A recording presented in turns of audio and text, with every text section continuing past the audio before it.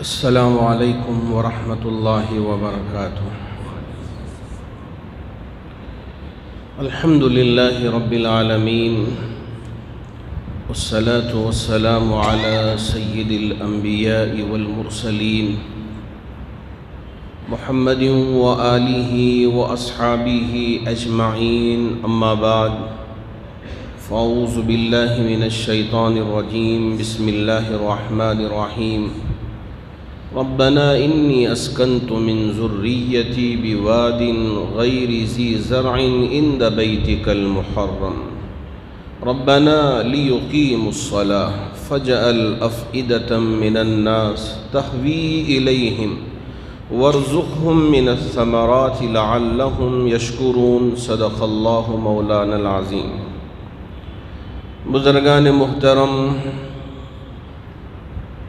اللہ رب ذوالجلال نے ہمارے لیے مقدس مہینے، برکتوں والے مہینے عطا فرماتے رہتے ہیں۔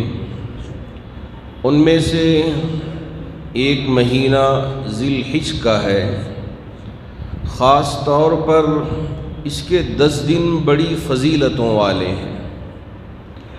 اللہ رب ذوالجلال نے فجر کے وقت کی بھی قسم کھائی، لیال عشر، اور اسی طرح 10 راتوں کی بھی قسم کھائی۔ حضرات مفسرین اکرام نے لکھا ہے کہ 10 راتوں سے مراد یہ ذی الحج کی 10 راتیں مراد ہیں۔ والفجر ولیال عشر، قسم اسی چیز کی کھائی جاتی ہے جو محترم ہو، جو عزت کے قابل ہو، احترام کے قابل ہو، اسی چیز کی قسم کھائی جاتی ہے۔ اللہ رب ذوالجلال نے یہاں فجر کے وقت کی اور اسی طرح لیال عشر 10 راتوں کی قسم کھا کے اللہ نے ذکر فرمایا کہ یہ بڑی مقدس راتیں ہیں۔ ان راتوں میں ہمیں کیا کرنا ہے؟ ذکر کرنا ہے، اللہ کی عبادت کرنا ہے اور اللہ کی طرف متوجہ ہونا ہے، گناہوں سے نادم ہونا ہے، شرمندہ ہونا ہے۔ تو یہ 10 راتیں اور اس کے ساتھ ساتھ یہ 10 دن بھی بڑے مقدس دن ہیں۔ آج ہمارے یہاں ذی الحج کی پہلی تاریخ ہے۔ بازو پڑوسی ریاست تمل ناڈو میں بھی چاند نظر آیا، میڈراس میں، وانمباڑی میں، اور اسی طرح آسام میں، بہار میں اور آندھرا کے بعض علاقوں میں چاند نظر آیا، جس کی وجہ سے حضرات علماء یہاں فیصلہ لیے کہ آج پہلی تاریخ ہے اور انشاءاللہ 10 ذی الحج جولائی کی 10 تاریخ کو ہی ہے، تو اتوار کا دن پڑتا ہے، تو اس دن انشاءاللہ عید الاضحیٰ کا دن ہوگا۔ تو یہ جو 10 دن ہیں اللہ رب ذوالجلال نے آج سے یہ ہمارے لیے عطا فرمائے ہیں۔ اس لیے بندگان مومنوں کو چاہیے کہ ان دنوں میں خاص طور پر عبادت کا اہتمام فرمائے۔ یہ وہ دن ہیں کہ جن دنوں میں اگر ہم جم کے عبادت کرتے ہیں، اللہ رب ذوالجلال کی بارگاہ میں وہ عبادت قبولیت پا لیتی ہے۔ اس لیے ہمیں جم کر ان دنوں میں عبادت کرنا چاہیے۔ جیسے ہی یہ مہینہ آتا ہے تو حضرت ابراہیم علیہ السلام کی بھی یاد تازہ ہو جاتی ہے۔ خاص نسبت ہے اس مہینے سے حضرت ابراہیم علیہ السلام کی۔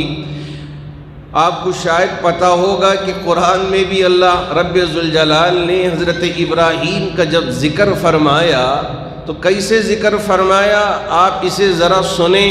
ان ابراہیم لحلیم اواہ منیب، تین صفتیں حضرت ابراہیم کی اللہ نے یہاں بیان فرمایا کہ ابراہیم بے شک، یقیناً، اس میں کوئی شک و شبہ نہیں، لحلیم، یہ لام جو آتا ہے تاکید کے لیے آتا ہے اور بات کی پختگی کو بتلانے کے لیے آتا ہے۔ تو اللہ رب ذوالجلال نے پہلے تو بے شک فرمایا، پھر اس کے بعد لام لا کے ذکر فرمایا کہ حلیم، بہت ہی بردبار، کہ جتنا بھی غصہ آ جائے، غصے سے آپے ہونے والے نہیں تھے حضرت ابراہیم علیہ السلام، بردبار۔ اللہ بتانا چاہتے ہیں اے انسانوں، خاص طور پر مومنوں، تمہارے اندر بھی یہ صفت آنی چاہیے کہ غصے میں آپے سے باہر ہونے کی ضرورت نہیں ہے۔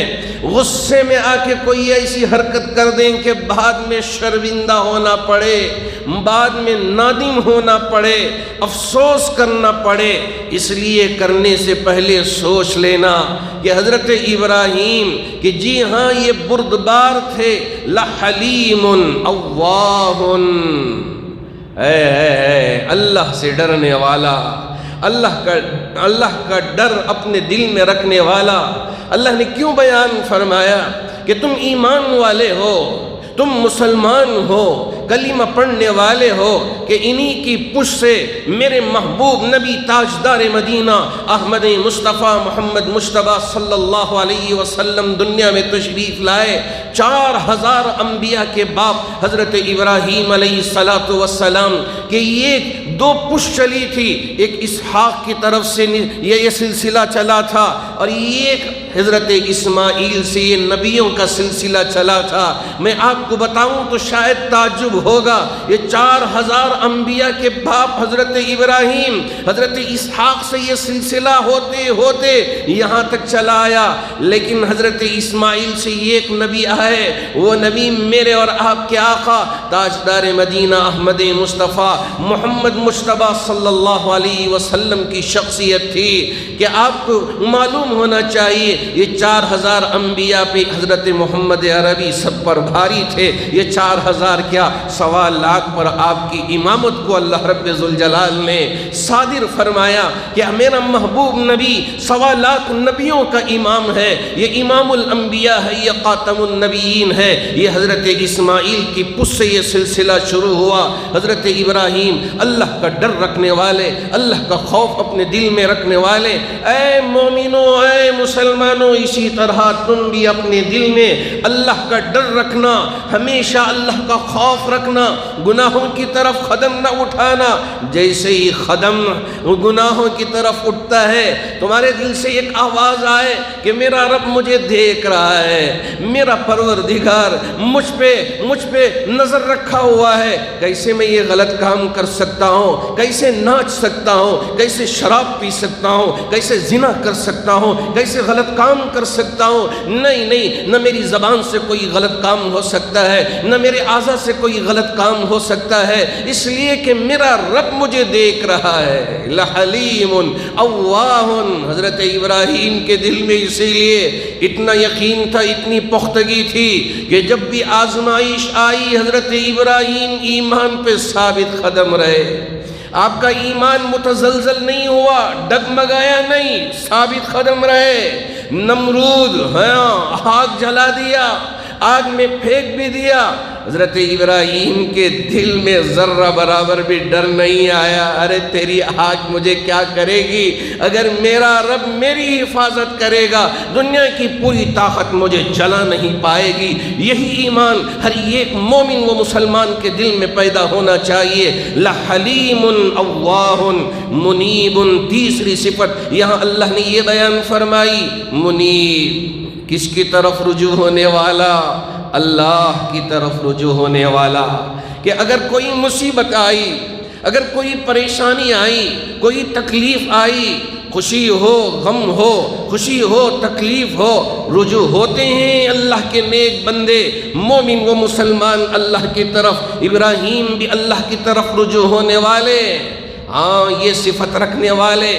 جب اللہ نے حکم دیا ابراہیم، ہاں ہمیں پتہ ہے کہ بہت احوزاری کے بعد، ساری دعاؤں کے بعد یہ اسماعیل تمہیں اللہ نے عطا کیا ہے، ہمیں پتہ ہے، لیکن اب ہمارا حکم یہ ہے کہ جاؤ حاجرہ کو اور اسماعیل کو وادی غیر ذی زرع میں چھوڑ کے آ جانا، وہاں تمہیں ٹھہرنے کی اجازت نہیں ہے۔ کوئی بات کرنے کی اجازت نہیں ہے، بس جائیں چھوڑ کے آ جائیں۔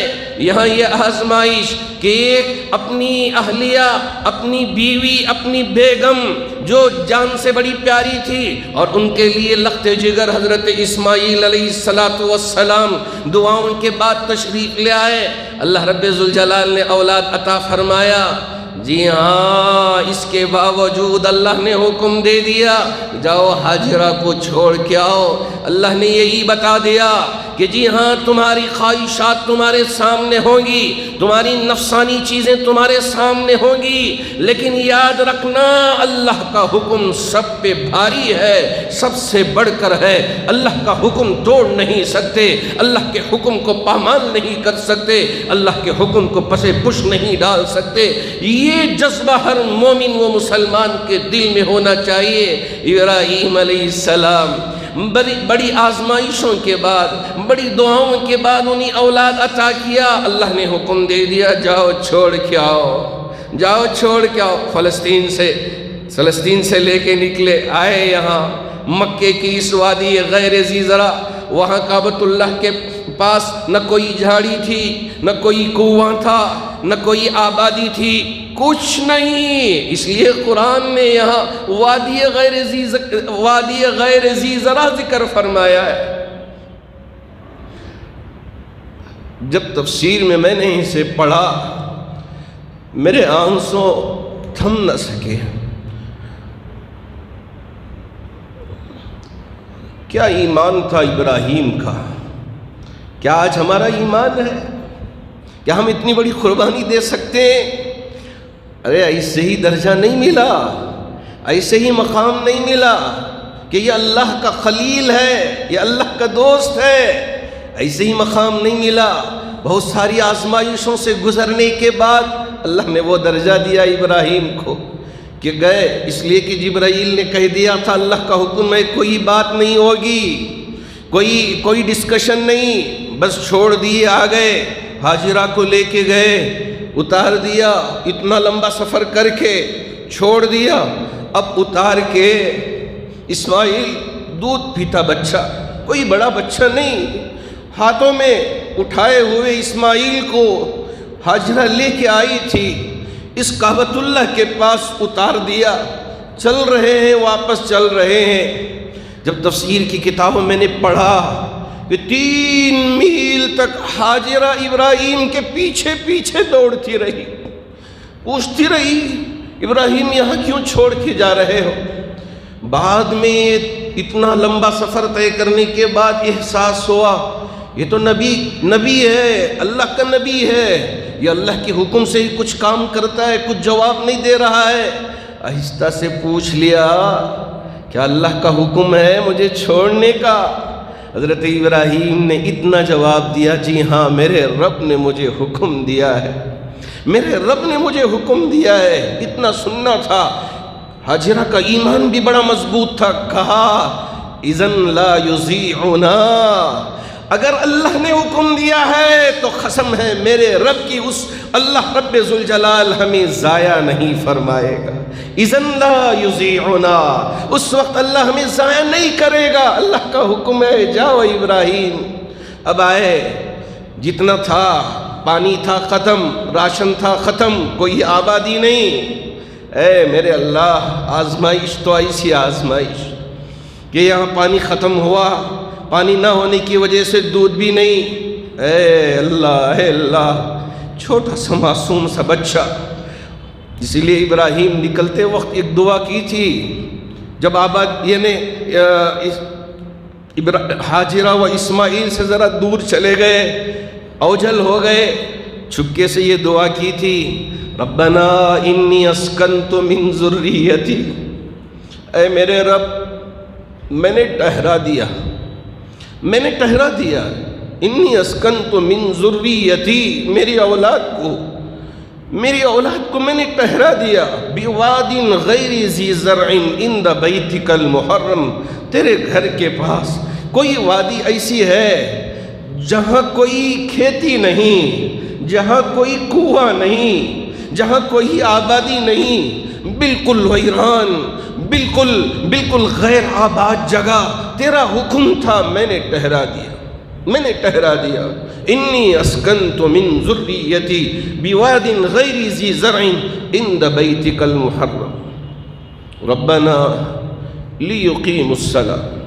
اے میرے رب مجھے پتہ ہے کہ یہ نماز قائم کریں، نماز عبادت کریں، اس لیے آپ نے ٹھہرایا ہے، لیکن ایک دعا کرتا ہوں میرے رب، فجعل افئدۃ من الناس، فجعل افئدۃ من الناس، افئدہ کہتے ہیں دلوں کو، لوگوں کے دلوں کو اس کی طرف مائل فرما دے. ہاں اب کوئی آبادی نہیں، غیر آباد ہے، لیکن میرا رب تو ہے، لوگوں کے دلوں کو اس جگہ کی طرف مائل فرما دے. فجل افئدۃ من الناس تحوی الیہم، کہ یہاں ادھر طرف دوڑ کے آئے، چلتے آئے.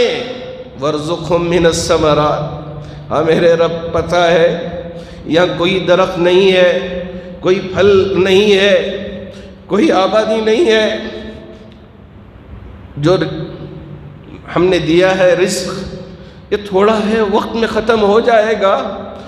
میرا رب تو ہی ہے انہی رزق دینے والا. وارزقہم من الثمرات، دعا کرتے ہیں رزق دے دے.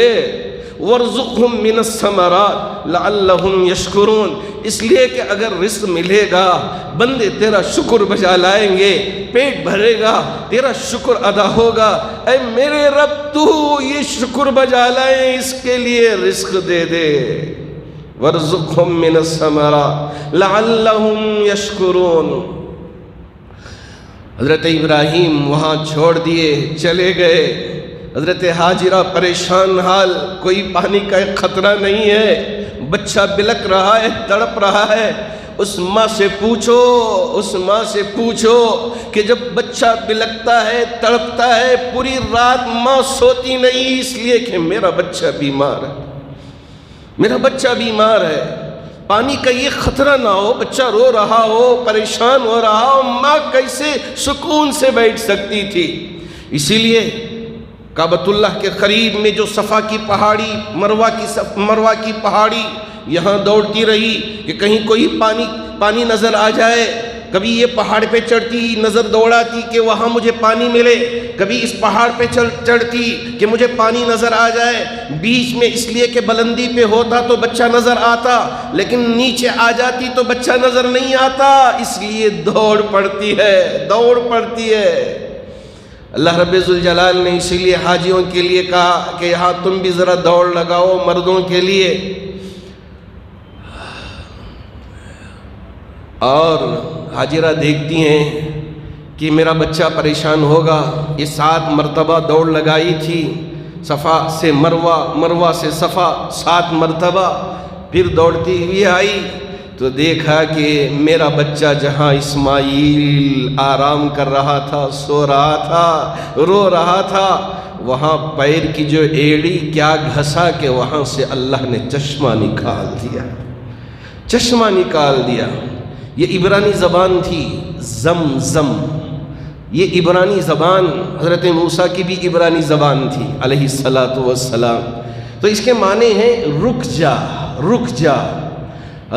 حاجرہ علیہ السلام نے فرمایا کہ رک جا. پانی وہی رک گیا، بالکل پاک و صاف پانی. جی ہاں، پاک و صاف پانی. آپ ذرا دیکھ لیں، سائنس میں ذرا تحقیق کریں. یہ جو بورویل ہوتے ہیں یا کنویں ہوتے ہیں، نیچے سے پانی کی ایک، جسے کوری کہتے ہیں یا کچھ کہتے ہیں، وہ بہتی ہے تو وہ کنیکشنز ہوتے ہیں. تو اب جیسے ہی بور ڈالتے ہیں تو اللہ پانی عطا کرتا ہے، کنواں کھودتے ہیں تو اللہ اس جھرے سے پانی عطا کرتا ہے. لیکن یہاں کوئی جھرا نہیں، کوئی وہاں بہنے والی چیز نہیں.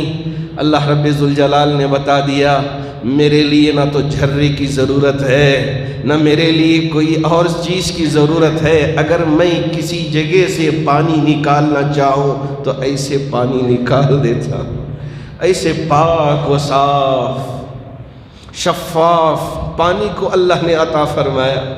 یہ حضرت اماں حاجرہ، جی ہاں، اللہ نے یہاں سے اس کے بعد قبیلے جرہم کو آباد کیا، یہ آبادی بڑھتی گئی، لیکن اللہ نے ذکر فرمایا کہ دیکھو اسحاق سے نبیوں کا سلسلہ چل رہا ہے، لیکن اسماعیل کی پشتوں سے نہیں، لیکن ایک نبی سب پہ بھاری پڑ گیا، سب پہ بھاری پڑ گیا، ایسا نبی اللہ رب ذوالجلال نے حضرت اسماعیل کی صورت میں عطا فرمایا۔ اس کے بعد اللہ کے رسول علیہ السلام کو دنیا میں بھیجا۔ اسماعیل جب کھیل کودنے کے قابل ہو گئے، اللہ رب ذوالجلال نے اسے بھی ذکر کیا، رب هب لي من الصالحين فبشرناه بغلام حليم فلما بلغ معه السعي قال يا بني إني أرى في المنام أني أذبحك فانظر ماذا ترى قال يا أبت افعل ما تؤمر ستجدني إن شاء الله من الصابرين فلما أسلما وتله للجبين وناديناه أن يا إبراهيم قد صدقت الرؤيا إنا كذلك نجزي المحسنين إن هذا لهو البلاء المبين وفديناه بذبح عظيم وتركنا عليه في الآخرين سلام على إبراهيم۔ کیا اللہ نے ذکر فرمایا قرآن میں؟ ایک طرف دعا بھی مانگی کہ اگر اولاد نہیں ہوتی ہے ایسا ہی رہ جائیں، خاموش رہ جائیں، نہیں، رب سے دعا کرنی ہوگی، کبھی مایوس ہونے کی ضرورت نہیں ہے۔ اگر بوڑھے بھی ہو جائیں اس وقت بھی، جبکہ دنیا یہ کہہ رہی ہو، سائنس یہ کہہ رہی ہو کہ اس عمر میں تم کو کہاں سے اولاد ملے گی، میرا رب کہتا ہے اگر میں چاہوں تو اس زمانے میں بھی تمہیں اولاد عطا کرنے والا ہوں۔ رب ہب لی من الصالحین فبشرناہ بغلام حلیم۔ اللہ رب ذوالجلال نے خوشخبری سنائی ایسے لڑکے کی جو بردبار ہے، بردبار، صبر کرنے والا۔ ماں نے ایسی تربیت کی حضرت اسماعیل کی، آج کی ماؤں کو چاہیے، آج کی ماؤں کو چاہیے۔ ابراہیم پوچھتے ہیں کہ میں خواب میں دیکھ رہا ہوں تمہیں ذبح کرتے ہوئے، میرے رب کے طرف سے یہ مسلسل خواب پڑا ہے اور یہ سچا خواب ہے، اسماعیل بتاؤ تمہاری کیا رائے ہے، اسماعیل بتاؤ تمہاری کیا رائے ہے۔ پرورش کی تھی حضرت حاجرہ نے اسماعیل کی، دل میں بٹھایا تھا اللہ کی محبت، اللہ کے حکم کی اطاعت کرنا سکھایا تھا۔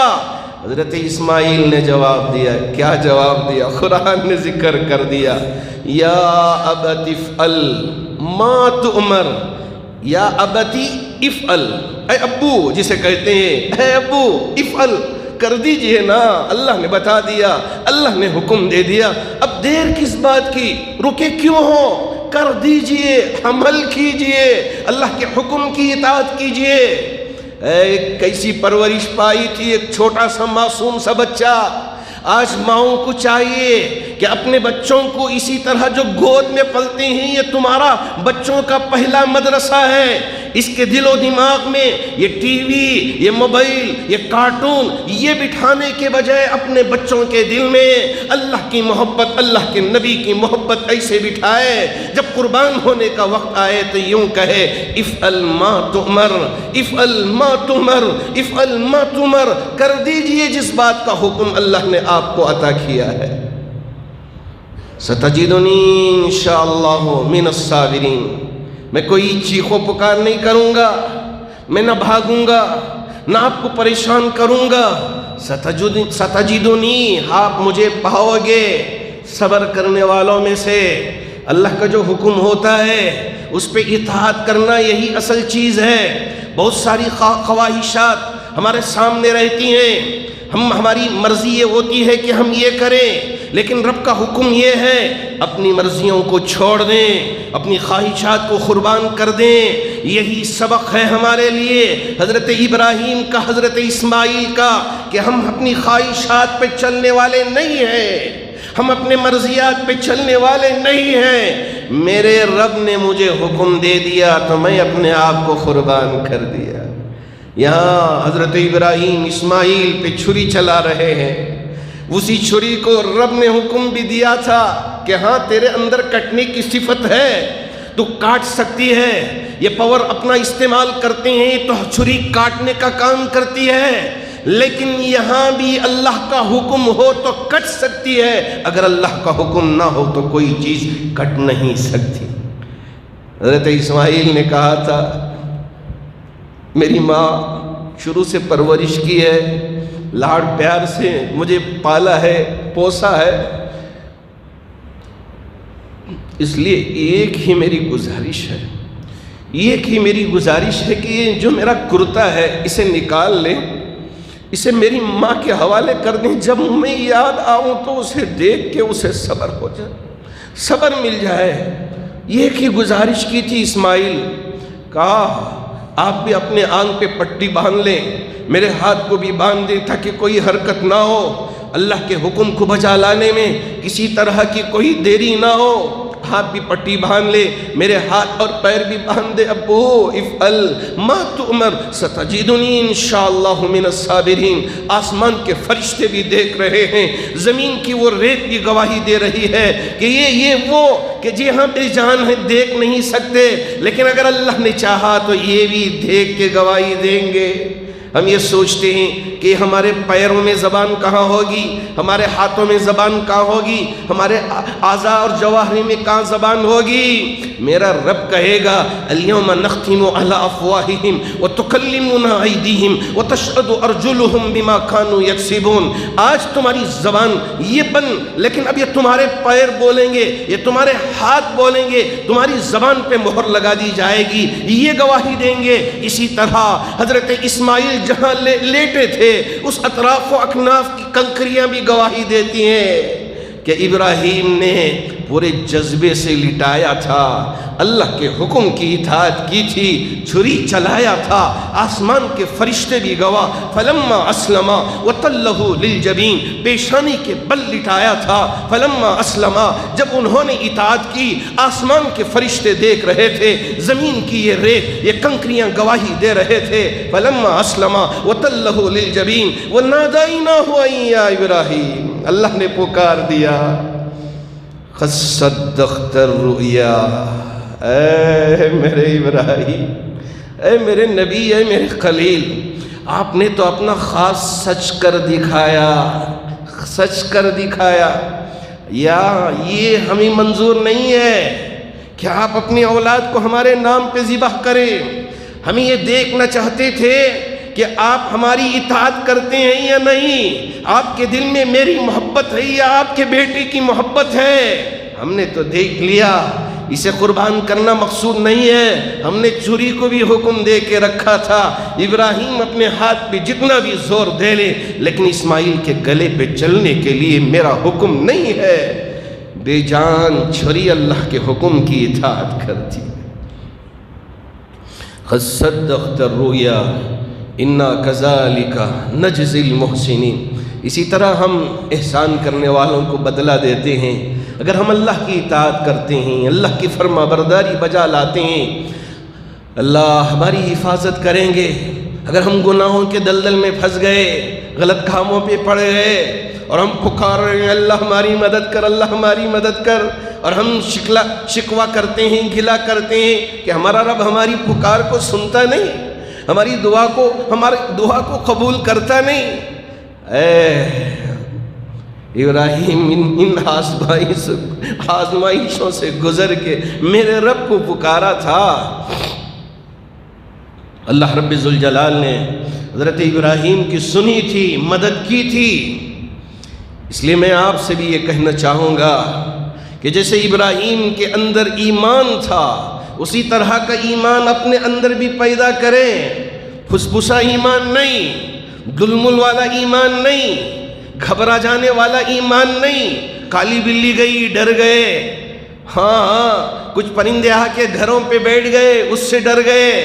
ہے کیا اتنا ایمان؟ اندھیروں میں ہمارے اپنے خود سائے سے ڈرنے لگے، آوازوں سے ڈرنے لگے کہ ہمارا ایمان اتنا پھسپھسا ہے کہ یہ ساری چیزیں ہمیں ڈرا دیتی ہیں۔ یا اللہ، ڈریں تو اس اللہ سے۔ اسی لیے فرمایا تھا رب نے وَلَمْ يَخْشَ إِلَّا اللَّهِ وَلَمْ يَخْشَ إِلَّا اللَّهِ، اللہ پر ایمان رکھنے والے اور آخرت کے دن پر ایمان رکھنے والے ڈرتے ہیں تو فقط اللہ سے ڈرتے ہیں، اللہ کے علاوہ کسی اور سے ڈرتے نہیں۔ ایسا ایمان ہمارے اندر۔ حضرت ابراہیم علیہ السلام نے اپنی قربانی پیش کی، اللہ نے وَفَدَيْنَاهُ بِذِبْحٍ عَظِيمٍ، ہم نے ایک دمبا بھیج دیا، کہا ابراہیم اسماعیل کو ذبح نہ کریں، یہ جو دمبا بھیجا ہے اس کو ذبح کر دیں۔ وَتَرَكْنَا عَلَيْهِ فِي الْآخِرِينَ، اور ہم نے اسے آنے والی جو امتیں تھیں اس پر یہ سلسلہ چھوڑ دیا کہ تم بھی اپنے طرف سے ایک دمبا ذبح کریں۔ اب اس کے بعد کیا تفصیلات ہیں انشاءاللہ میں آئندہ جمعہ آپ کی خدمت میں عرض کرنے کی کوشش کروں گا کہ کن پر قربانی واجب ہے اور کیا کیا جانور قربانی میں دیے جا سکتے ہیں اور کیا اس کے مسائل ہیں۔ اگر اللہ نے حیات بخشی، زندگی عطا کی تو اللہ انشاءاللہ اگر توفیق دے تو آئندہ جمعہ ہم آپ کے خدمت میں عرض کرنے کی کوشش کریں گے۔ جیسا کہ آپ کے علم میں ہے، پہلی بات تو یہ کہ ہماری اس ریاست میں بعض جانوروں کو ممنوع قرار دیا گیا ہے، اس کی تفصیلات بھی آپ کے سامنے ہیں، آئندہ جمعہ آپ کی خدمت میں عرض کرنے کی کوشش کروں گا۔ لیکن ایک طرف اشارہ کرنا چاہوں گا، یہ جو قربانی کی جاتی ہے اللہ کی رضا کے لیے، اللہ کی خوشنودی کے لیے، فربا جانور، اچھا موٹا جانور لے کے آنا، جی ہاں اس کا حکم ہے، لیکن یہ حکم نہیں ہے کہ اسے پھول کا ہار پہنا کے کالجوں کے پاس لے کے جائیں، گھمائیں، راستوں میں لے کے جائیں، گھمائیں اور دکھائیں کہ ہم بڑے سوکار ہیں، بڑے مالدار ہیں اور ہمیں اللہ نے خوب دولت عطا کیا ہے، دیکھو دیکھو یہ ہم قربان کرنے جا رہے ہیں۔ یہ طریقہ بالکل غلط طریقہ ہے، آپ کے اور اللہ کے درمیان کا معاملہ ہے۔ کوئی دیکھے نہ دیکھے، اللہ دیکھ رہا ہے، اللہ آپ کے جذبے کو دیکھ رہا ہے کہ کس جذبے سے آپ اللہ کی راہ میں اس جانور کو ذبح کر رہے ہیں، قربان کر رہے ہیں، اللہ دیکھ رہا ہے۔ تو اس لیے یہ گھمانا پھرانا اور اس طرح کی کوئی چیزیں نہ کریں، اور جو احباب قربانی کرنا ہے وہ ان کے لیے مستحب عمل، افضل، اگر کوئی یہ نہ کرے تو کوئی اس میں قباحت نہیں، ہم اس کو برا نہ کہیں، جیسے ناخن کاٹنا ہے یا بال کاٹنا ہے یا دوسرے یہ خاص طور پر ان کی طرف یہ کہا گیا، مستحب قرار دیا گیا کہ آپ یہ نہ کریں جو قربانی کرتے ہیں ان کے لیے، تاکہ ذرا آپ کی شباہت ایسی ہو جائے کہ کیا مجنون ہو گیا ہے، ایسی حالت بنا کے رکھا ہے، کوئی اسے پرواہ نہیں ہے کہ کون دیکھ رہا ہے، میری داڑھی بڑی ہوئی ہے، میرے ناخن بڑے ہوئے ہیں، جیسے حاجی ایک پراگندہ حالت میں رہتا ہے، کھجانے کی بھی اجازت نہیں، میل پڑا ہوا ہے، میل کو گھس کے نکالنے کی بھی اجازت نہیں، بالوں میں جوں پڑے ہوئے ہیں، جوں نکالنے کی اجازت نہیں، کیوں؟ اس لیے کہ ایک پاگل سا بنا ہوا ہے، ایک مجنون سا بنا ہوا ہے، اس حالت میں حج کے ارکان ادا کر رہا ہے۔ اسی طرح قربانی کرنے سے پہلے تھوڑی سی شکل اس طرح سے بنا لے کہ بال بھی بڑے ہوئے ہیں، ناخن بھی بڑے ہوئے ہیں، اس حالت میں اللہ کی راہ میں ہم جانور کو ذبح کر رہے ہیں، کیا مسائل ہیں، میں وہ آئندہ جمعہ انشاءاللہ آپ کی خدمت میں عرض کروں گا۔ دوسری بات یہ ہے کہ ہمارے بہت سارے بھائی وہ ہیں کہ جو پکڑے گئے ہیں، ناحق پکڑے گئے ہیں، اب ان کے حق میں بھی انشاءاللہ دعا ہوگی، اللہ کرے کہ اللہ رب ذوالجلال ہمارے ان بھائیوں کی حفاظت فرمائے۔ بہت سارے ابھی جیل میں بھی بند ہیں، حضرت امیر شریعت دامت برکاتہم نے یہ اعلان فرمایا ہے کہ ہم ان سب کے حق میں دعا کریں جو بہت سارے یہاں بھی پکڑے گئے ہیں، اور حبلی کے اندر علن کی جو درگاہ ہے تو وہاں کچھ معاملہ ہونے کے بعد بہت سارے لوگ آج بھی جیل میں ہیں، گلبرگہ شریف کے پاس جو علن ہے وہاں، اور اسی طرح حبلی میں، اور یہاں کے جہلی ڈی جہلی، اور اس کے علاوہ بہت سارے ہمارے نوجوان جو خاص طور پر صحافت میں تھے اور سوشل ورکرز تھے، ان کو بھی پکڑ کے جیل میں ڈالا گیا ہے۔ تو ہماری ذمہ داری یہ بنتی ہے کہ ہم سب مل کے اللہ کی بارگاہ میں دعا کریں، ایک طرف کوششیں ہوتی رہیں ان کی رہائی کے لیے، ہمارے وکلاء کوشش کر رہے ہیں، اور دوسری طرف ہم سب مل کے اللہ کی بارگاہ میں دعا کریں کہ اے میرے رب ان کی رہائی کے لیے انتظام فرما دے، کہ تو ہی ہے کہ تیرے نام کے لیے، سچائی کے لیے، حق کے لیے یہ اپنی آواز کو بلند کیے تھے، آج یہ اندر ہیں، ان کی رہائی کا انتظام کریں اے میرے رب۔ تو آپ اور ہم سب مل کے دعا کریں۔ دوسری بات یہ ہے کہ یہ جو واقعہ اس وقت گجرات میں راجستھان میں جو پیش آیا تو وہ واقعہ بھی ہمیں سمجھ میں نہیں آیا، اس لیے کہ کسی کی جان جا کے لے لینا یہ اسلام کا طریقہ نہیں ہے کہ ہم جائیں اس کو ذبح کر دیں، اس کو کاٹ دیں۔ یہ کیسا طریقہ ہے؟ یہ بالکل غلط طریقہ ہے، یہ صحیح طریقہ نہیں ہے کہ اسلام امن کا مذہب ہے اور امن کی تعلیم دیتا ہے، اور اسلام جو ہے مسلمان جو ہے سلامتی کا پیغام پہنچاتا ہے۔ تو ہاں، اگر وہ ہمارے لیے لڑنے کے لیے آتے ہیں، اللہ کے رسول علیہ الصلاۃ والسلام نے وہاں بھی ہمارے لیے راستہ بتایا ہے کہ کیسے مقابلہ کریں گے، وہاں کے کیا کیا شرائط ہوں گے۔ یہ نہیں کہ ملے موقع تو سب کو کاٹ دے۔ فتح مکہ کا موقع تھا، دوسرے غزوات کا موقع ہے کہ عورتوں کا خیال رکھنا، بچوں کا خیال رکھنا، اگر تمہارے مقابلے میں نہ آئے تو اس کے ساتھ کچھ نہ کرنا، اگر تمہارے ساتھ لڑتا ہے لیکن وہ تمہاری جان لیتا ہے تو ایسی صورت میں تمہارے لیے کیا حکم اسلام کا ہے۔ ساری تفصیلات شریعت کی روشنی میں ہمیں ملتی ہیں، ہمارے سامنے موجود ہے۔ قرآن نے بھی ہمیں طریقہ بتایا، حدیث نے بھی ہمیں طریقہ بتایا۔ اگر ہم غلط طریقہ سمجھ کے اسے اپنے دل و دماغ میں بٹھا لیں، اس پر عمل کر لیں، تو اس میں ہماری کوتاہی ہے۔ جو علماء برحق ہیں، حق پر ہیں، آپ ان سے رجوع ہوں، ان سے پوچھیں کہ اس کی کیا تفصیلات ہیں۔ غلط اقدام ہرگز نہ کریں، غلط خیالات کو اپنے دل و دماغ میں نہ لائیں۔ اللہ ہر ایک مسلمان کی، نوجوان کی اس طرح کی چیزوں کے کرنے سے حفاظت فرمائے۔ حاضرین باتمکین، اللہ کا شکر ہے کہ ماشاءاللہ جامع مسجد و مسلم چیریٹیبل فنڈ ٹرسٹ کی گزارش پہ اور ہماری گزارش پہ مسجد کی جو ضرورتیں ہیں اور اسی طرح ہمارے جامع العلوم کی جو ضرورتیں ہیں، تو ان کی ضرورتوں میں تعاون کرتے ہوئے ہر جمعہ آپ احباب بڑی محبتوں کے ساتھ بند مٹھیاں ہماری ان چادروں میں جمع کرتے ہیں رقم کو۔ اللہ آپ کے دینے کو قبول فرمائے۔ جی ہاں، یہ اللہ کے گھر، یہ کسی حکومت کی یعنی پیسوں کے ذریعے یا ان کے طرف سے یہ چلنے والی چیزیں نہیں ہیں۔ میں نے اس سے پہلے بھی کہا تھا، جب اماموں کی تنخواہ کی بات آئی اور حکومت نے یہ پروپوزل رکھا کہ ہم تنخواہ اماموں کی دیں گے ہمارے طرف سے، ہمارے اکابرین نے کہا اس کی ذمہ داری قوم پہ عائد ہوتی ہے، قوم اپنی ذمہ داری کو ادا کرے گی، لیکن یہ حکومت کے طرف سے ہم نہیں لیں گے۔ جب ابھی قریب میں بات آئی کہ اماموں کے ذریعے ہم اپنی تعریف کروائیں گے، ہمارا پرچار کریں گے، اماموں نے کہا کہ ہم کسی کا پرچار نہیں کریں گے، ہم حق کی بات پیش کریں گے۔ یہ مساجد کی ضرورتوں میں ساتھ دینا، تعاون کرنا، یہ ہمارے ادارے، ان کی ضرورتوں میں تعاون کرنا، یہ ہماری ذمہ داری ہے۔ اگر ہم اپنی ذمہ داری سمجھ کر ہمارے تجارتوں میں سے تھوڑی سی رقم نیت کریں، پہلے ہی سے نیت کریں، اے میرے رب اتنی میں تجارت کر رہا ہوں، اس میں سے ایک حصہ اس کام کے لیے، ایک حصہ میری ضرورت کے لیے، ایک حصہ پھر دوبارہ تجارت کو فروغ دینے کے لیے۔ حضرات صحابہ کی زندگی، جو تاجر صحابہ، بڑے بڑے صحابہ، ان کی ساری زندگی ہمارے سامنے موجود ہے بطور نمونہ کے۔ تو اس لیے ہم ان باتوں پہ عمل کریں، یہ نہیں ہے کہ پورا لا کے ڈال دیں، اس کے بعد ہم بھی مانگنے والے بن جائیں، ہاتھ پھیلانے والے بن جائیں۔ شریعت کبھی ہم کو اس بات کا حکم نہیں دیتی۔ وَلَا تَبْسُطْهَا كُلَّ الْبَسْطِ فَتَقْعُدَ مَلُومًا مَحْسُورًا، کہ ہم اتنا دے دیں پورا اٹھا کے اس کے بعد ہم خود ملامت والے بن جائیں اور خود ہم مانگنے والے بن جائیں۔ نہیں، مانگنا نہیں ہے، مانگنا ہو تو اللہ سے مانگیں۔ اللہ کے رسول علیہ الصلاۃ والسلام کی تعلیمات ہیں۔ میں آپ کا بڑا ہی شکر گزار ہوں کہ ماشاءاللہ ہر جمعہ ہماری گزارشوں پہ آپ بند مٹھیاں چادروں میں ان ڈال کے جاتے ہیں۔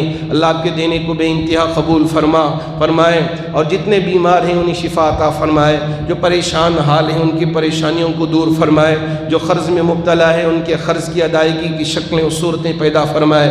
جتنے مرحومین دنیا سے رخصت ہو چکے ہیں تمام مرحومین کی بھرپور مغفرت فرمائے۔